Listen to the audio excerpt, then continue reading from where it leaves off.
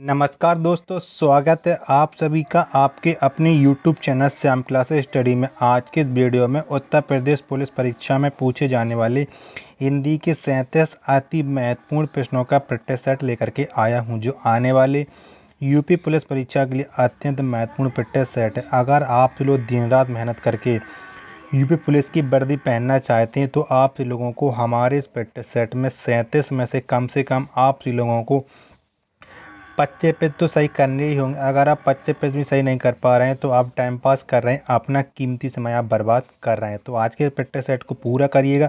Practice set को पूरा करने के बाद आपको आपकी तैयारी पता लग जाएगी, आपकी तैयारी यूपी पुलिस परीक्षा 2023 के लिए कैसी चल रही है। प्रैक्टिस सेट पसंद आता है तो वीडियो को आप लाइक कर देना। चैनल को अभी तक आपने सब्सक्राइब नहीं किया तो चैनल को आप जरूर सब्सक्राइब कर लीजिएगा, और इस वीडियो को आप अपने सभी दोस्तों के पास ज़रूर शेयर कर देना, जिससे वो भी लोग उस प्रैक्टिस सेट को लगाएं और उन लोगों को भी अपनी तैयारी का पता लग पाए कि उनकी तैयारी यूपी पुलिस परीक्षा 2023 के लिए कितनी हुई है। इससे पहले मैं हिंदी के 242 प्रैक्टिस सेट अपलोड कर चुका हूँ। अगर अभी तक आपने वो नहीं देखे हैं तो सारे प्रैक्टिस सेट आपको प्लेलिस्ट में मिल जाएंगे, वहाँ से जाकर के आप एक एक करके प्रैक्टिस सेट लगा सकते हैं, जिससे आपको आपकी तैयारी पता लग जाएगी कि आपकी तैयारी यूपी पुलिस परीक्षा 2023 के लिए कितनी चल रही है। तो इन्हीं सब बातों को ध्यान में रखते हुए शुरू करते हैं आज का अपना हिंदी का स्पेशल प्रैक्टिस सेट नंबर 243। तो पहला क्वेश्चन है आपके सामने कि निम्न में से कौन भरत मुनि के रस सूत्र व्याख्याकार हैं। तो कौन है भरत मुनि के रस सूत्र व्याख्याकार? तो ये भट्ट लोल्लट। कौन? भट्ट लोल्लट हैं भरत मुनि के रस सूत्र के व्याख्याकार। ऑप्शन नंबर बी इसका राइट आंसर हो जाएगा। नेक्स्ट प्रश्न है आपके सामने कि सही वर्तनी का चयन करें। तो आपको बताना है क्वेश्चन नंबर 2 में कि किसकी वर्तनी सही यानी शुद्ध वर्तनी है। तो किसकी है? तो चारों ऑप्शन देख लीजिएगा और बताइएगा। तो ये वर्तनी निर्विकार। कौन? निर्विकार। ऑप्शन नंबर बी में जो वर्तनी लिखी ये सही है। ऑप्शन नंबर बी इसका राइट आंसर हो जाएगा। क्वेश्चन नंबर 3 आपके सामने कि भाषा की सार्थक लघुत्तम इकाई है। तो कौन सी है भाषा की सार्थक लघुत्तम इकाई? तो ये है ध्वनि। कौन? ध्वनि है। ऑप्शन नंबर ए इसका राइट आंसर हो जाएगा। वर्णमाला किसे कहेंगे? तो किसे कहते हैं हम वर्णमाला? तो ये कहते हैं वर्णों के व्यवस्थित समय को। किसे? वर्णों के व्यवस्थित समय को हम वर्णमाला कहते हैं। ऑप्शन नंबर डी इसका राइट आंसर हो जाएगा। अगला प्रश्न है आपके सामने कि निम्न में से निर्देशक चिन्ह कौन सा है। तो कौन सा है निम्न में से निर्देशक चिन्ह, ये आपको बताना है। तो निर्देशक चिन्ह ऑप्शन नंबर डी वाला। कौन सा? ऑप्शन नंबर डी में जो चिन्ह है ये निर्देशक चिन्ह है। ऑप्शन नंबर डी इसका राइट आंसर हो जाएगा। नेक्स्ट है आपके सामने कि हिंदी में शब्दों के बाद जोड़ने वाले शब्दांशों को क्या कहते हैं। तो क्या कहते हैं हिंदी में शब्दों के जोड़ने वाले शब्दांशों को? तो उसे हम कहते हैं परसर्ग। क्या? परसर्ग कहते हैं, जिसे हम एक और भाषा में प्रत्यय भी बोलते हैं। तो ऑप्शन नंबर बी इसका राइट आंसर हो जाएगा। अगला प्रश्न है आपके सामने कि एक ही विधेय हो जिसमें। तो किसमें होता है एक ही विधेय? तो एक ही विधेय होता है सरल वाक्य में। किसमें? सरल वाक्य में। ऑप्शन नंबर सी इसका राइट आंसर हो जाएगा। अगला प्रश्न है आपके सामने कि समुद्रगुप्त को भारत का नेपोलियन कहा जाता है। यहाँ पर नेपोलियन शब्द में कौन सी संज्ञा है? तो कौन सी संज्ञा है नेपोलियन शब्द में, ये आपको बताना है। तो नेपोलियन शब्द में है संज्ञा जातिवाचक संज्ञा। कौन सी है? जातिवाचक संज्ञा है नेपोलियन में। ऑप्शन नंबर बी इसका राइट आंसर हो जाएगा। क्वेश्चन नंबर 9 में आपके सामने कि निम्न में स्त्रीलिंग शब्द कौन सा है। तो कौन सा है स्त्रीलिंग शब्द, आपको ये बताना है प्रश्न नंबर 9 में। तो ये झील। कौन? झील में स्त्रीलिंग शब्द है। ऑप्शन नंबर डी इसका राइट आंसर हो जाएगा। अच्छा और अच्छी लगाने से आपको स्त्रीलिंग और पुल्लिंग का पता चल जाता है। तो क्वेश्चन नंबर 10 है आपके सामने कि हिंदी भाषा में वचन कितने प्रकार के होते हैं। तो कितने प्रकार के होते हैं हिंदी भाषा में वचन? तो ये होते हैं 2 प्रकार। कितने? 2 प्रकार के होते हैं हिंदी भाषा में वचन। ऑप्शन नंबर बी इसका राइट आंसर हो जाएगा। 11वां है आपके सामने कि हिंदी के शब्दों का लिंग निर्धारण किसके डॉट डॉट आधार पर होता है। किसके आधार पर होता है हिंदी में शब्दों का लिंग? तो ये होता है क्रिया के आधार पर। किसके? क्रिया के आधार पर हिंदी के शब्दों का लिंग निर्धारण। ऑप्शन नंबर सी इसका राइट आंसर हो जाएगा। अगला प्रश्न है आपके सामने कि राजा भिक्षुक को दान देता है, कौन सा कारक है? तो इसमें कौन सा कारक है राजा भिक्षुक को दान देता है। तो ये किसका कारण हो जाएगा? संप्रदान कारक। ऑप्शन नंबर सी इसका राइट आंसर हो जाएगा। चाकू शब्द का बहुवचन, तो इसका बहुवचन क्या होगा? तो चाकू का बहुवचन हो जाएगा चाकुओं। तो कौन से ऑप्शन है? ऑप्शन नहीं दिए गए हैं, तो आप चाकू इसका सही कर लीजिएगा, ठीक है। अगला प्रश्न है आपके सामने के संबंधवाचक सर्वनाम बताइए। तो बताना है कि संबंधवाचक सर्वनाम इनमें से कौन सा है। तो कौन सा है? तो ये है जो और सो, ये संबंधवाचक सर्वनाम है। ऑप्शन नंबर सी इसका राइट आंसर हो जाएगा। वह श्रेष्ठ उपासक है में विशेष है, तो इसमें विशेष क्या है? वह श्रेष्ठ उपासक है, तो इसमें विशेष है उपासक। कौन सा है? उपासक इसमें विशेष है। ऑप्शन नंबर सी इसका राइट आंसर हो जाएगा। अगला आपके सामने कि निम्न में से किस वाक्य में भविष्यकाल है। तो बताइएगा कि कौन से वाक्य में भविष्यकाल है। तो किस में? तो भविष्यकाल है मैं आपकी प्रतीक्षा करूँगा। क्या? मैं आपकी प्रतीक्षा करूँगा, ये भविष्यकाल है। ऑप्शन नंबर ए इसका राइट आंसर हो जाएगा।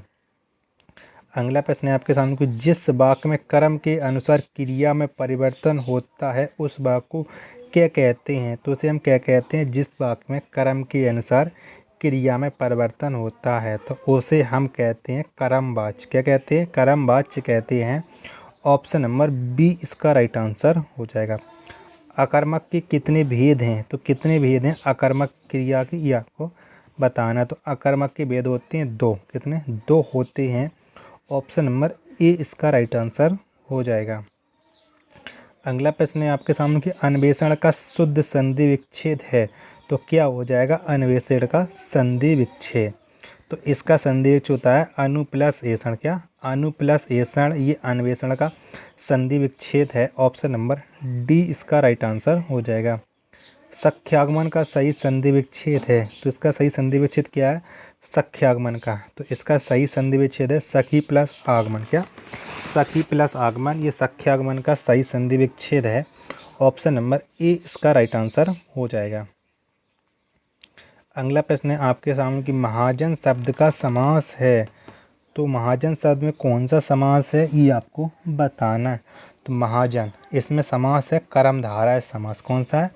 कर्मधारय समास है महाजन में। ऑप्शन नंबर ए इसका राइट आंसर हो जाएगा। उपकूल में कौन सा समास है? तो उपकूल शब्द में कौन सा समास है? तो इसमें समास है अव्ययीभाव समास। कौन सा? अव्ययीभाव समास है उपकूल में। ऑप्शन नंबर सी इसका राइट आंसर हो जाएगा। धवल शब्द का अनेकार्थी शब्द है। तो क्या है इसका अनेकार्थी धवल का? तो धवल शब्द का अनेकार्थी होता है निष्कलंक। क्या? निष्कलंक, ये धवल का अनेकार्थी शब्द है। ऑप्शन नंबर ए इसका राइट आंसर हो जाएगा। जंगम शब्द का विलोम है। तो जंगम का विलोम शब्द क्या हो जाएगा? तो जंगम शब्द का विलोम होता है स्थावर। क्या? स्थावर होता है जंगम का विलोम शब्द। ऑप्शन नंबर सी इसका राइट आंसर हो जाएगा। आकलन शब्द का विलोम शब्द क्या होगा? तो आकलन शब्द का क्या हो जाए? आकलंकन का हो जाएगा विलोम शब्द विकलन। क्या? विकलन हो जाएगा। ऑप्शन नंबर ए इसका राइट आंसर हो जाएगा।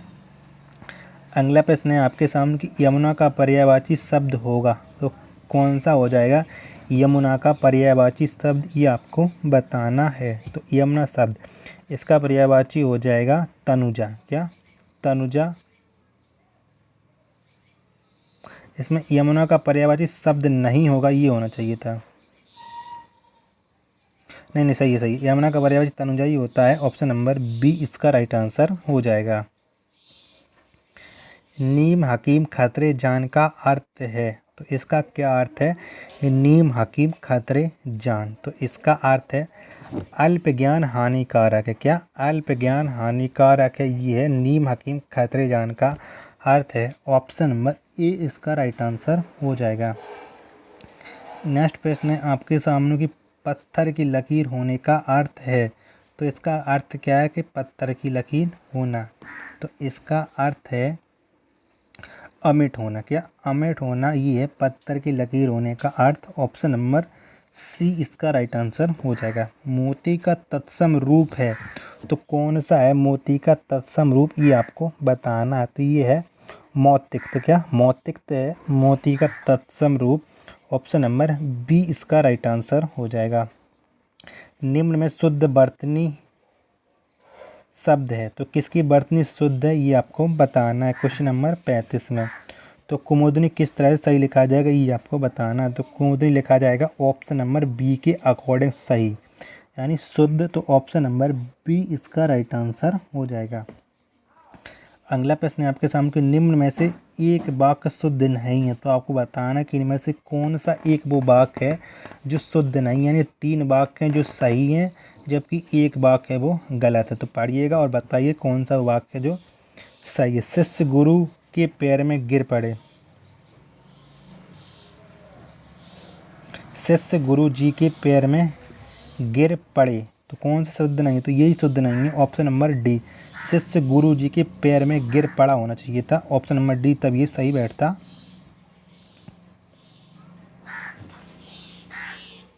अगला आपके सामने की गुरु के समीप रहकर अध्ययन करने वाला के लिए एक शब्द है, तो इसके लिए एक शब्द क्या हो जाएगा, गुरु के समीप रहकर अध्ययन करने वाला, तो इसके लिए एक शब्द हो जाएगा अंतेवासी। क्या, अंतेवासी।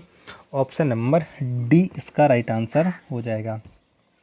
जो नभ में चलता है के लिए एक शब्द है, तो इसके लिए एक शब्द क्या हो जाएगा कि जो नभ में चलता है, तो इसके लिए एक शब्द हो जाएगा खेचर। क्या, खेचर हो जाएगा। ऑप्शन नंबर ए इसका राइट आंसर हो जाएगा। राम का रूप निहारत जानकी कंकन के नग की परछाई, रस बताइए। तो इसमें कौन सा रस है, क्वेश्चन नंबर 39 में ये आपको बताना है। तो इसमें कौन सा रस है, राम का रूप निहारती जानकी कंकन के नग की परछाई, तो इसमें रस है श्रृंगार रस। कौन सा है, श्रृंगार रस है। ऑप्शन नंबर डी इसका राइट आंसर हो जाएगा। लास्ट प्रश्न है आज के प्रैक्टिस सेट का कि चरण धरण चिंता करत फिरत चितवत चारों ओर सोवरन को ढूंढत फिरत कभी व्यभिचारी चोर में अलंकार बताइए। तो आपको बताना है कि क्वेश्चन नंबर 4 इसमें कौन सा अलंकार है, तो इसमें अलंकार है श्लेष अलंकार। कौन सा, श्लेष अलंकार है।